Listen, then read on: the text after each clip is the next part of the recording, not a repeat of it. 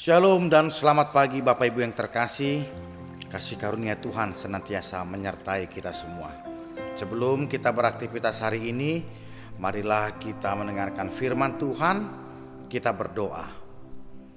Kasih karunia dan damai sejahtera dari Allah Bapa dan dari anaknya Tuhan Yesus Kristus menyertai kamu sekalian. Amin.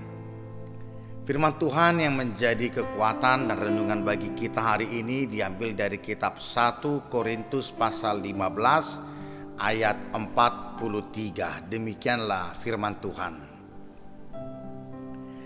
Ditaburkan dalam kehinaan, dibangkitkan dalam kemuliaan, ditaburkan dalam kelemahan, dibangkitkan dalam kekuatan.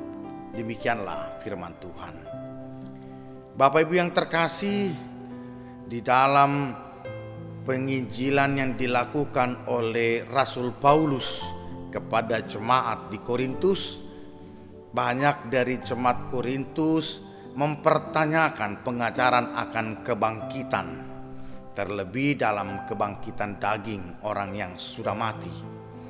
Mereka tidak mempercayai itu karena mereka memakaikan logika dalam berfikirnya yang dipengaruhi oleh pandangan-pandangan filsafat. Di dalam hal ini Paulus hendak menerangkan kepada mereka bahwa ibarat sebuah tumbuhan, ketika ia ditabur dalam biji itu, maka biji itu harus mati dulu, baru ia dapat tumbuh lagi dalam bentuk tubuh yang baru. Dan ini juga yang hendak dikatakan oleh Paulus, bahwa manusia dia ditaburkan di dalam kehinaan, yaitu di dalam tubuh kita.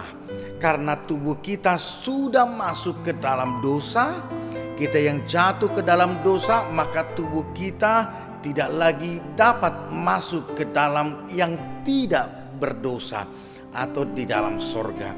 Maka ketika tubuh ini mati, maka tubuh ini yang ditabur dalam kehinaan, dia akan dibangkitkan di dalam kemuliaan, yaitu kemuliaan Kristus, kemuliaan di dalam kebangkitannya. Tubuh ini lemah karena kita juga menyadari tubuh kita memiliki batasan-batasan, dan tetapi ketika Yesus datang, tubuh ini akan dibangkitkan dan tidak lagi dalam kelemahan tetapi di dalam kekuatan.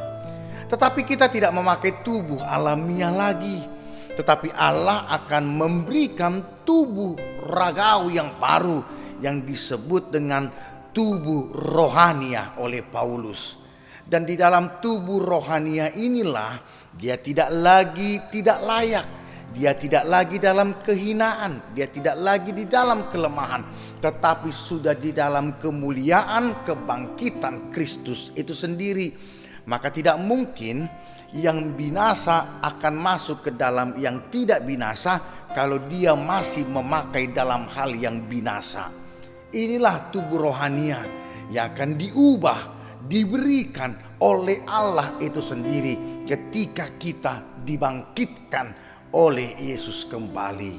Karena itu Paulus mengingatkan kepada orang-orang Kristen, jangan pernah ragu dan jangan pernah goyah, tetapi giatlah selalu dalam pekerjaan Tuhan. Karena kalau kita hanya percaya kepada Kristus tetapi tidak percaya kepada kematian dan kebangkitannya, maka sesungguhnya menjadi malanglah kita, menjadi sia-sia semuanya. Paulus juga menjelaskan di dalam Roma 6 ayat 4 bahwa ketika kita dibaptis, kita sesungguhnya sudah menjadi bagian dalam kerajaan itu karena melalui kematian dan kebangkitan Kristus. Maka ketika kita dibaptis, kita mati di dalam kematian Kristus dan kita dibangkitkan di dalam kebangkitan Kristus. Dan di dalam Kristus Kita menjadi manusia yang baru, tetapi sebagai manusia yang baru yang sudah diperbaiki hubungannya dengan Allah oleh karena kebangkitan Kristus, keselamatan yang ada kepada kita.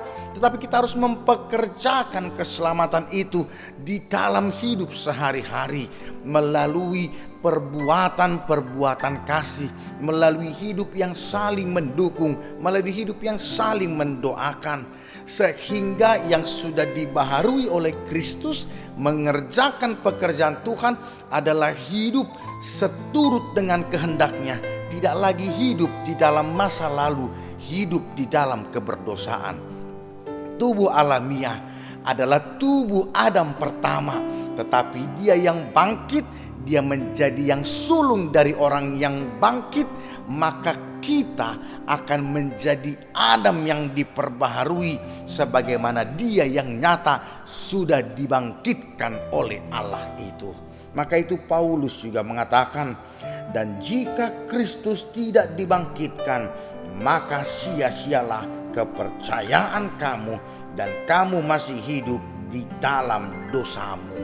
1 Korintus 15 ayat 17. Bapak Ibu, daging kita akan habis. Daging kita adalah fana, darah adalah fana.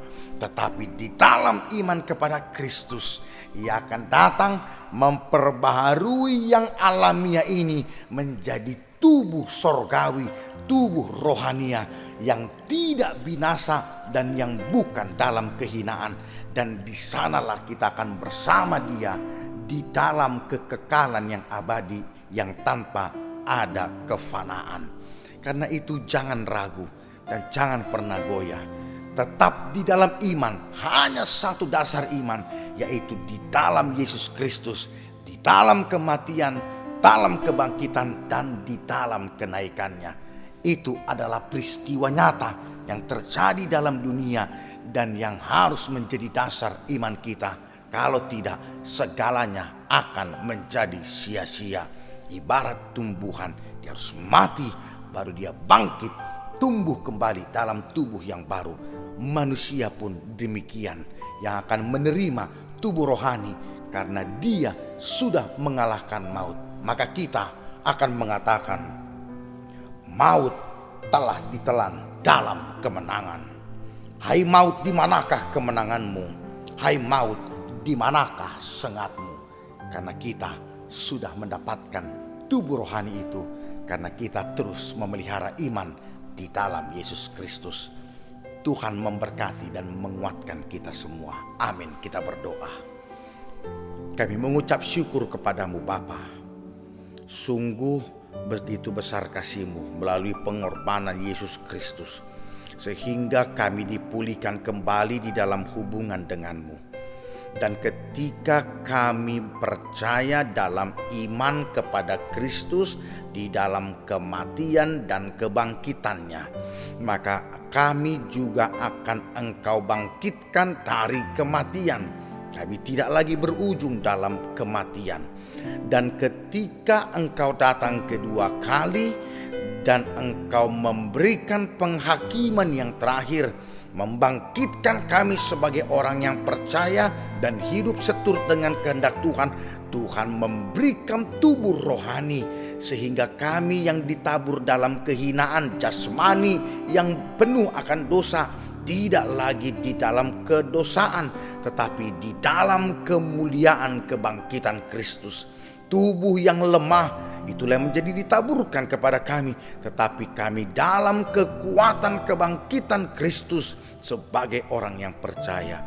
Karena itu ajarkanlah kami, kuatkanlah kami agar kami tidak ragu, tidak goyah oleh pandangan-pandangan dunia, tetapi terus mengerjakan keselamatan itu di dalam iman, kepercayaan pada Kristus dalam kematian dan kebangkitannya. Dan Dia yang sudah dibangkitkan adalah yang sulung dari segala yang akan bangkit. Bapa yang terkasih, berkatilah seluruh jemaat-Mu agar senantiasa memelihara iman kepadamu saja. Dan di dalam itulah kami akan Engkau bangkitkan. Kami akan terus hidup di dalam kerajaan-Mu sebagai anak Tuhan yang percaya dan mengantalkan Engkau dalam hidup kami. Terpujilah Engkau di dalam Yesus Kristus. Kami berdoa dan ucap syukur. Amin.